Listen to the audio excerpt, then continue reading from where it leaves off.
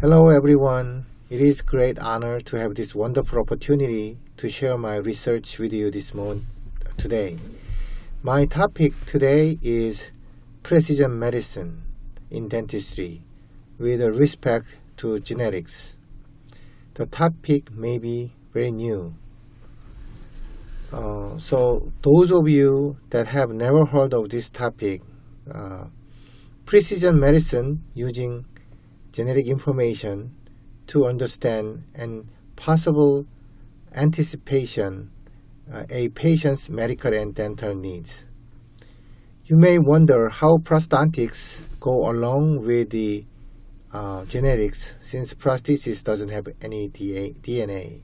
However, genetic information provides many insights and advantages for us to provide successful prosthetic treatment. I am very positive that this precision medicine will give a big impact on your treatment planning, treatment process, and even when you are considering prognosis. So today I'd like to discuss and share several studies that I have done which highlight or benefit of regarding genetic information with prosthetics. Unfortunately, I cannot go in detail due to time limitation, so I will just go over the main concept of my study and abstracts. Let's start with the very basics of genetics to refresh your memories from the college. I know it's been a while. As we all know, human being consists of billions of cells, and each cell has 23 pairs of chromosomes. If you look very closely, you can see the series of twisted nucleotide bond, which we call it DNA. So we're gonna see a short video clip showing what's going on in the cell. Each cell has a nucleus and has 23 pairs of chromosomes, consist of this twisted DNA, and this twisted structure which will be released to make transcription and translation possible. We can see the code, which are the series of nucleotide. And eventually it will translate it into functional protein for daily metabolism. One chromosome comes from father and another from mother. Most sequence genes are same. Most of them are homogeneous, but some of them are heterogeneous. You can see the gene feature a combination of thousands of nucleotides, and each gene has its own functions. And when you combine it all, we call that genome. So you just see the genomes in the human body. So within these 23 pairs of chromosomes, there are 31 billion nucleotides, and it contains more than 30 genes, which has very essential function making protein for daily metabolism. To date, more than 30,000 genes have been found so far, which with more discovered every year. Okay, here we have 5 girls. They have eyes, arms, and feet, look very same, but if you see very closely, they look a little bit different. The question is, what percentage of these 5 girls do you think are similar or different? The answer is all human beings share 99.9% identical DNA structure. Only 0.1% is different. This difference is called genetic variation, and it comes from errors in the duplication process of DNA. For the differences between individuals, we call it polymorphism. If that is less than 0.1%, we call that mutant. So I'm going to talk about a little bit about variants in DNA. When we talk about variants, first thing come up your mind will be deletion or switching of the chromosome. However, this kind of big size variation usually related a certain syndrome, which alter or defect the main function of the body and cause many cancers like leukemia. We are dealing with the polymorphism and genetic disease. These small minor variants would be more important in that point of view. If there is a one nucleotide that is differently sequenced, we call that single nucleotide polymorphism, or SNPs in short. More than 1.8 million SNP are recognized so far, and more is being discovered every year. So if you see the three different look girls, they look very beautiful. They are very famous actresses from across the Asia. However, you can see they are quite different. Maybe look the same for the non-Asian people, but I'm sure you know which one is which belongs to which country. So these differences comes from the different DNA sequence. But should note that because of the common Asian link, the differences in genomic is less than 0.1%.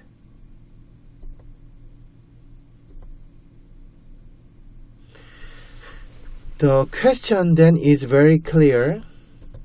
What can you do with this DNA information?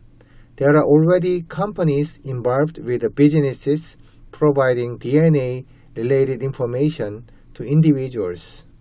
This information can be used such as ancestry, ethnicity, and even biocompatibilities between men and women are analyzed. However, for us, the most important thing is potential application to the disease. Here we have two individuals.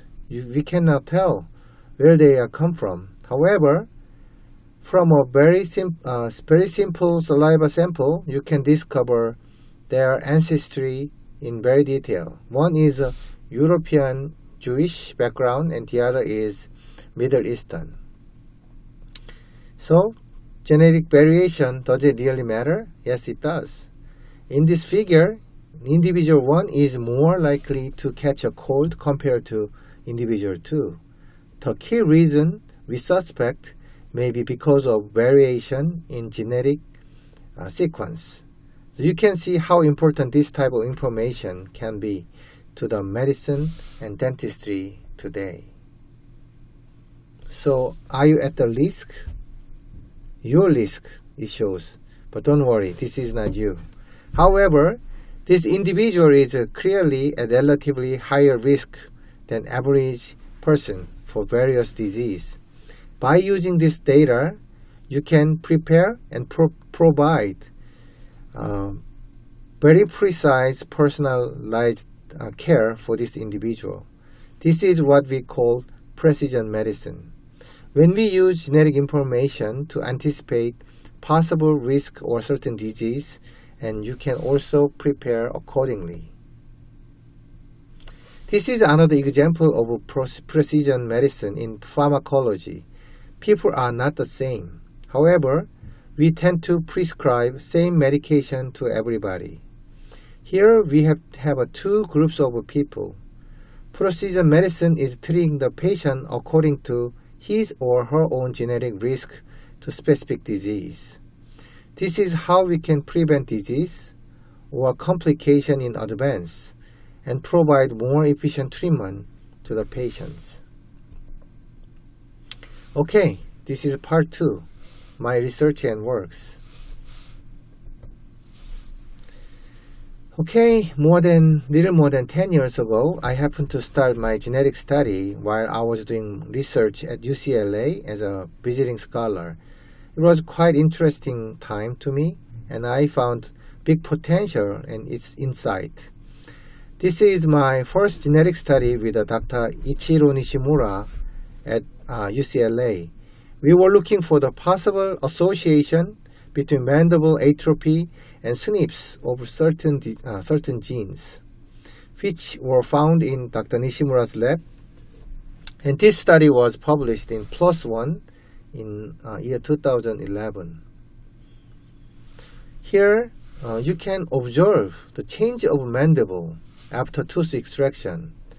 Bone resorption persists and all the alveolar process will be disappear and end up with very severely atrophied bone. Our interesting observation upon mandible atrophy, that was, this process varied between races and individuals. That was our motivation to begin this genetic association study. So etiology of alveolar bone atrophy is still unknown, but many studies reveal there was no association with a systemic condition like osteoporosis. Therefore, we tried suggest role of genetics in this resorption process.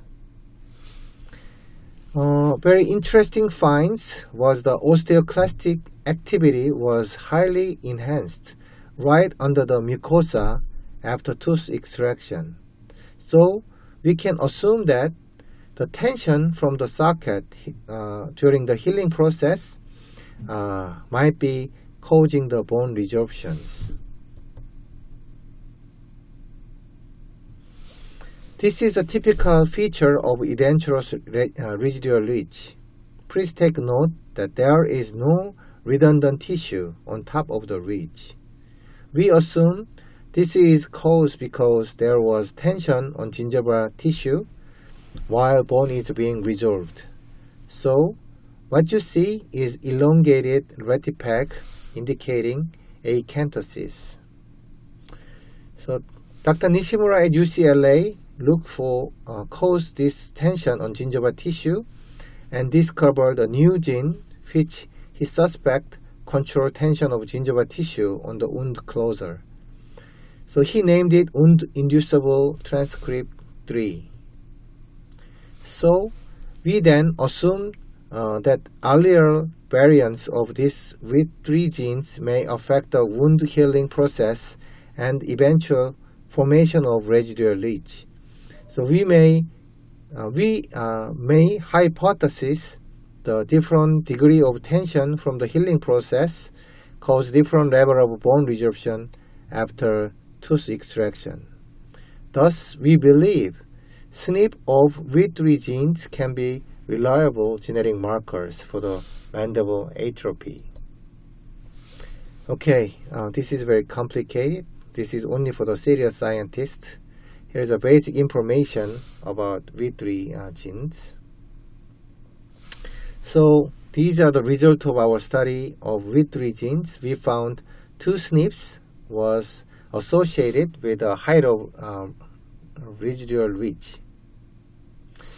So since this is very interesting and also fascinating for me, so I expand this experiment with a local Korean population when I come back to Korea.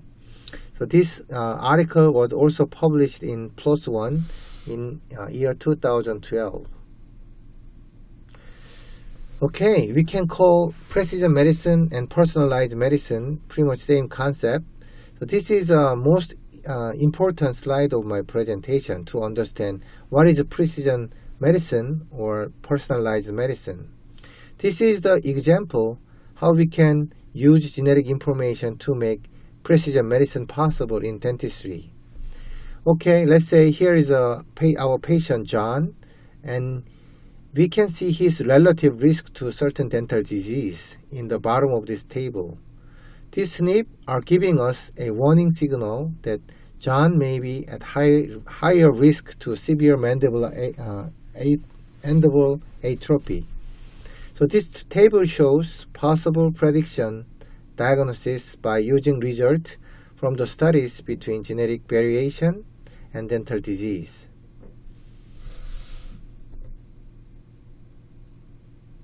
Okay, my next study I extend my study to NGS and bioinformatics.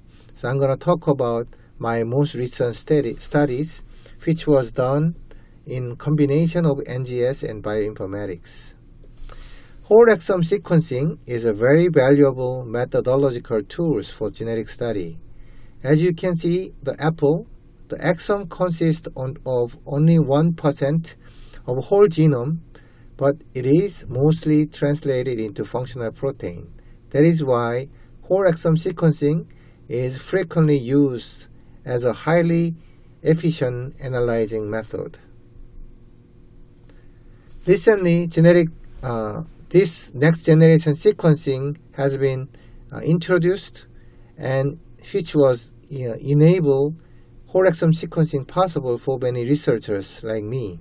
And cost of analyzing sequence has been dramatically reduced from millions of dollars to thousands of dollars because of advance in genetic technology. This is my first whole exome sequencing study that was done about clustering implant failure. Implant failure appears to cluster in a subset of individuals where patient who lose one implant is at elevated risk of experiencing other losses. We call that clustering implant failure.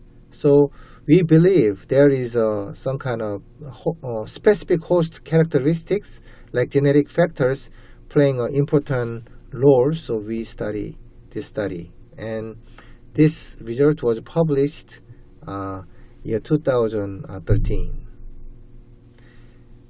Okay, here's a very details of study, but I'm not going to go in detail for the time limitation. Okay, this is how you can do analyze and use the bioinformatic tools, so that with the result you can interpretate what was the possible causing of peri-implantitis. Okay, this is my next study is a bronze. I think bronze is also a very interesting topic in Uzbekistan. So we select several patients so that some of them might have genetic predisposing factors to cause this bronze. So we come to the conclusions it has some kind of dysfunction of post-translational process of mevalonate synthesis in bronze bronze appearance. Okay, I only have 20 minutes, so I'm going to speed up a little bit. So I also did whole exome sequencing on Mesoden families and analyzed bioinformatic tools, and it was published in year 2017. And this is also very quite interesting cases. This was idiopathic disease happened one family. So first we investigate in DNA level and published, and very interestingly we figure out the relationship between DNA and expressed RNA, and we figure out the cause in a RNA level, and we also publish year 2019. I extend study immunological oral disease like Sjogren syndrome. So this one was very similar study was done, and that was published year 2019. Okay, and very recently, this is a study that was done by Dr. Rashidov for his PhD degree, and that was cleft lip and palate in Uzbekistan population. Then it will be published very soon, very shortly. So in conclusion, genetic study will provide valuable data for early diagnosis of many diseases, including dental disorder. By getting a genetic warning signal, we can develop valuable diagnostic tools for each patient. So precision medicine may not be for everyone. However, it stands as an alternative for those that cannot receive standard treatment. Believe it or not, precision medicine already being used in many areas of medicine. So don't be surprised when you hear about it in dentistry very shortly. So I believe within 10 years, most of dental office will collect a saliva sample before the dental treatment to identify DNA information and applies it to the treatment procedures. Okay, thank you very much for your attention. Again, I appreciate this wonderful opportunity to share my findings with you. If you have any questions, thoughts, or criticism, don't hesitate to email me for further details. Thank you very much.